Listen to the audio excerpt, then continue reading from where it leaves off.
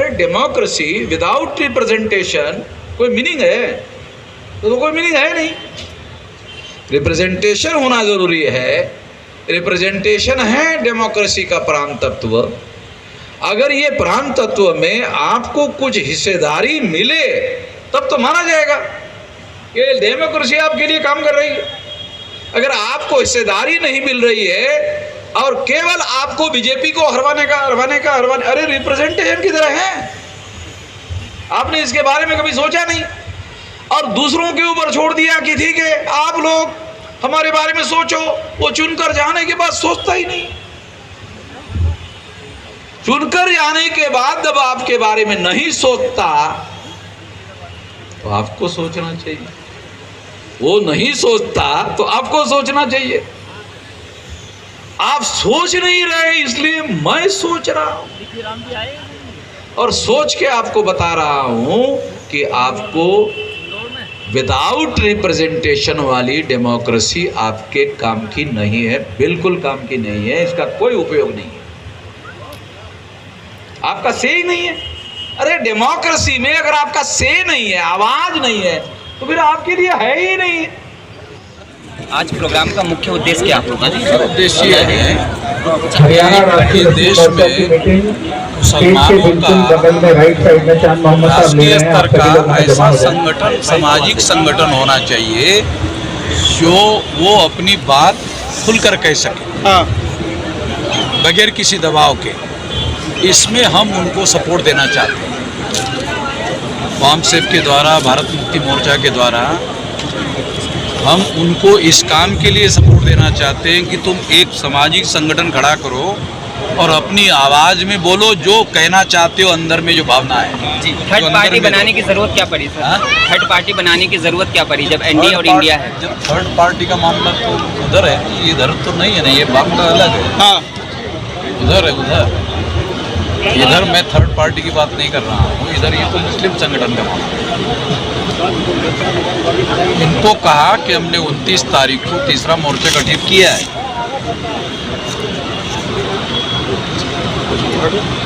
तो सर क्या लग रहा है जिस तरीके से आपने ये मुहिम चलाई है तो इसमें कितना आपको सफलता मिली है अभी तक? बहुत लोग इससे दुखी है, तो इससे हम लोग जितने ज़्यादा दुखी होंगे उतना ज़्यादा हमको लगता है सफल है। अच्छा, दूसरे जब दुखी होंगे, जो लोग ऐसा सोचते हैं कि हमारी वजह से उन लोगों का खेल बिगड़ जाएगा, तो फिर हमको लगता है कि हाँ हमारा मामला कुछ बन सकता है। सर मुस्लिम संसद भी नहीं, उन्हें भी गाली दी जा रही है, आप इस पर क्या कहेंगे? और इसने जो गालीबाज नेता उन्हें इनाम दे दिया गया, प्रभारी बना दिया गया। जिस आदमी ने ऐसा किया वो काम भाजपा और आरएसएस के लोगों ने उसको ऐसा करने के लिए कहा।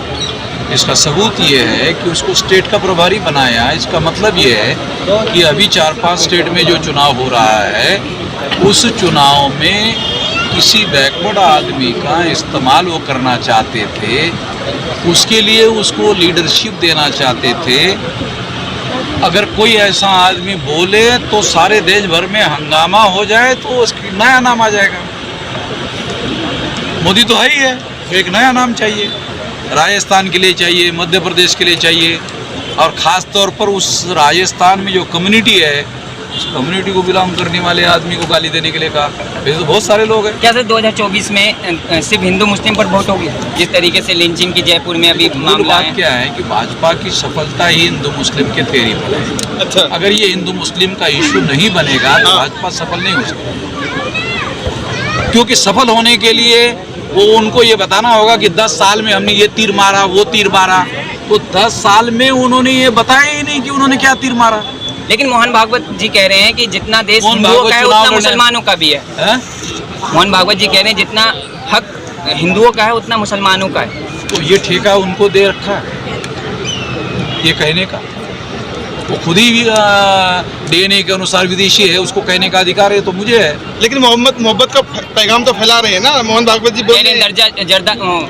चादर चढ़ाइए, मजार जाइए। एक कहावत है ना, वो बहुत सारे ये करके बिल्ली हज को चली वाली कुछ कहावत है ना, 70 चूहा खा के बिल्ली चले हज करने। हाँ, तो वो ऐसा मामला है।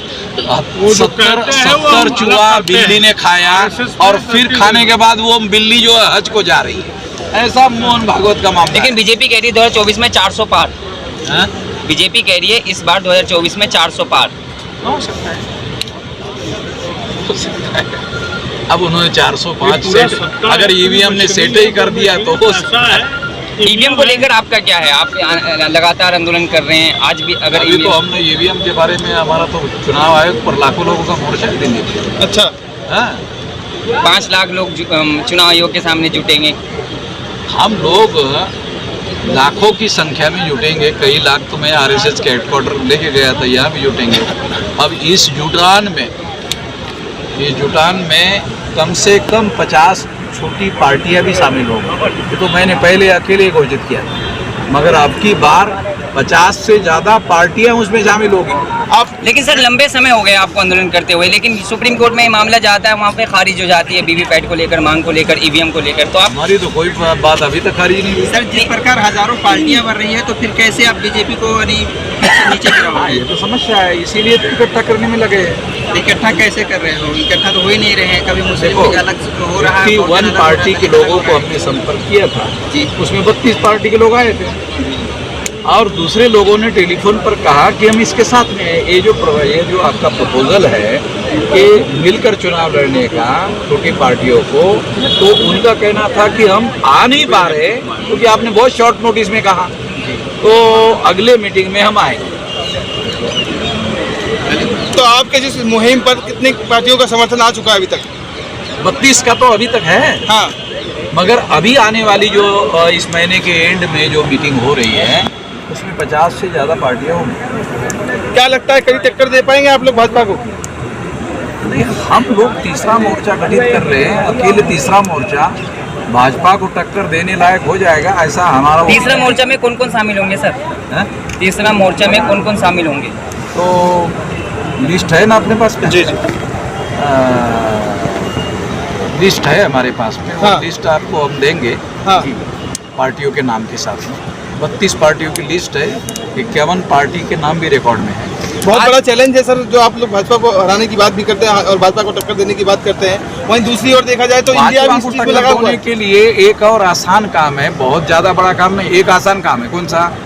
कि 10 साल जब कोई पार्टी सत्ता में रहती है तो लोगों में एंटी इस्टेब्लिशमेंट रुझान आ जाता है। हाँ, ये विरोधी लोगों के बेनिफिट